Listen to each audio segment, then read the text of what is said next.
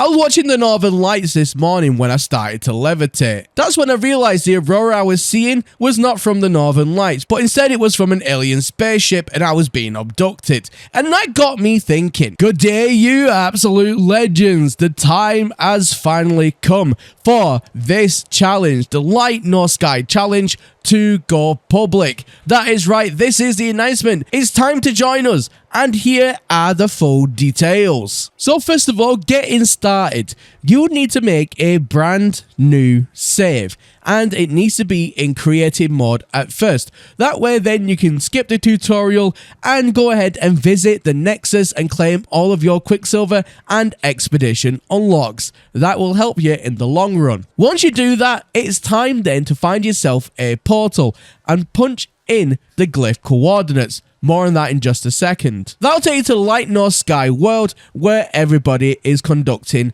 this event. When you're there, you'll need to go ahead and join one of 3 factions.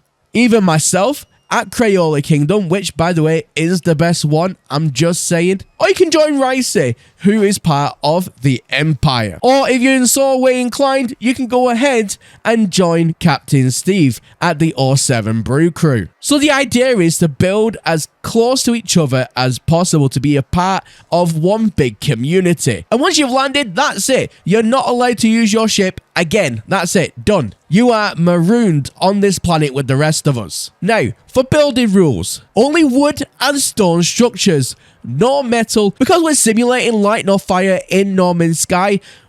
And from what we've seen in the trailers, only wood and stone structures were used, so please do not use any metal structures at all. Now this one is quite difficult for me, but I've agreed to it regardless, and I will be sticking by it.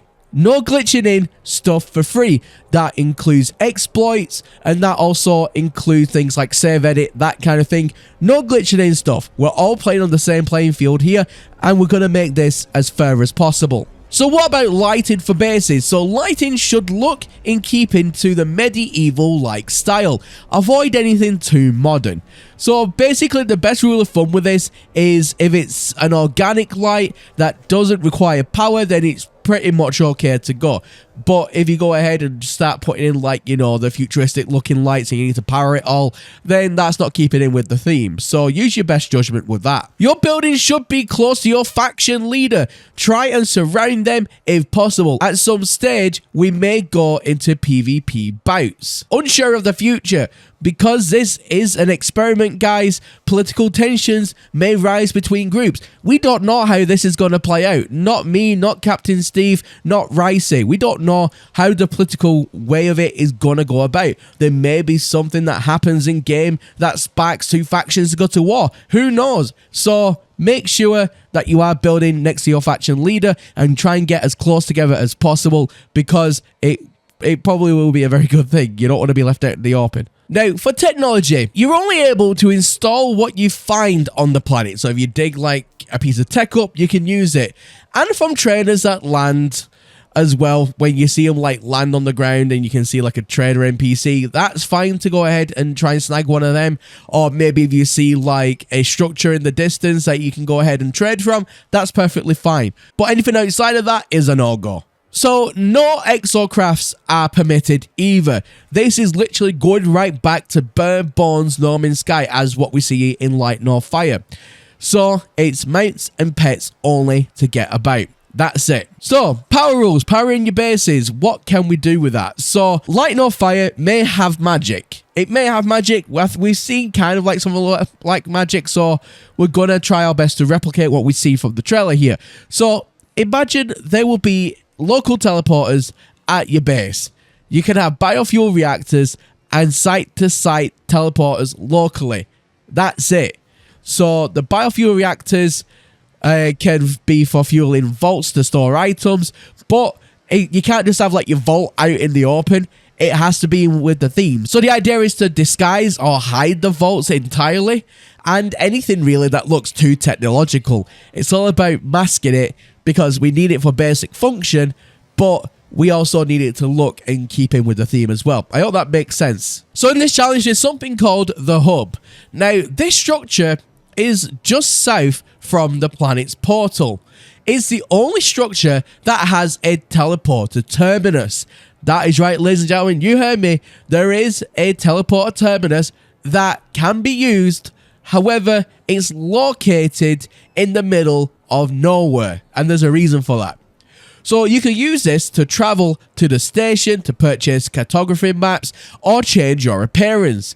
And we may have future missions you can do that may need this ability. Talk about foreshadowing. Now, ladies and gentlemen, if you want to go ahead and use the hub, it does come with some strings, naturally. So if you are setting out on your journey to go to the hub, you need to place your game mode into survival. And then before you even set off on your travel, you need to use your emotes to show low on resources, the one where it's like digging in its pockets, because it will come up on the side chat. Thus, you are then a marked player. And of course, you need to have your player marker on as well. So if you have it off whilst you're just running about in your base normally, that's fine.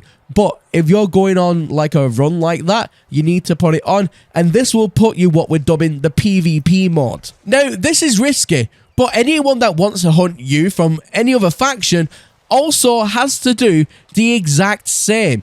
They need to do the emote, they need to have the player marker on for all to see, and make sure then technically they're on the quote-unquote PvP mode as well. So what happens if you die?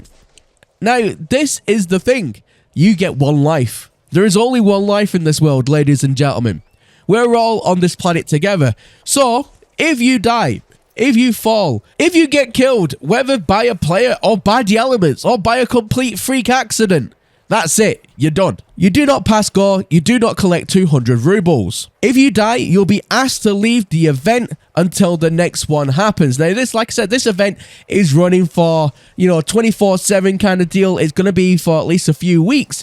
But the idea is, once this event is over on this planet, there are an additional 2 planets in the system that we'll have to go ahead and do as well. And there are reasons for this that I can't fully explain right now, but trust me, it's going to be amazing. Now, there is one exception to this rule. If you're a leader and you die, so that's me, Captain Steve, or Ricey, we can restart. However, we must delete everything and restart completely from scratch. Now, the only time we can't restart is if it's the last man standing event. More on that later, but it's right at the very end of the experiment. And that is a cycle for planet domination. You'll stay dead. That's it. We'll stay dead. That's it. And the only reason that we can do this is so then we can carry on making these excellent videos for you and getting all the footage and talking about everything that is happening. So, ladies and gentlemen, without further ado, the moment you have been waiting for, here are the glyphs to the Light No Sky Challenge. Now, of course, when you join us, join one of 3 factions, have an absolute blast, and if you do join the Crayola Kingdom, and here is my exact coordinates on screen right now, please go ahead also and join my Discord, and that of course is linked in the video description down below. Join the Discord because we'll have all the information of events that are happening for the day or anything upcoming. Also, we'll have a Crayola Kingdom only voice chat so we can all talk between ourselves and plan our domination of this world and how we're gonna beat Captain Steve and Ricey at their own little game, because as we know, they absolutely suck, and there is only one truth to this world, which is Crayola. Anything else that they say is heresy. So what are you waiting for, ladies and gentlemen? Again, glyphs on screen right now. Come and join us, have some fun with this. It is an amazing project, it's an amazing event, it's an amazing experiment, and I am super pumped to see where this takes us. So as always, ladies and gentlemen, that's everything from me here today, and I'll catch you all again in the next one. Bye for now.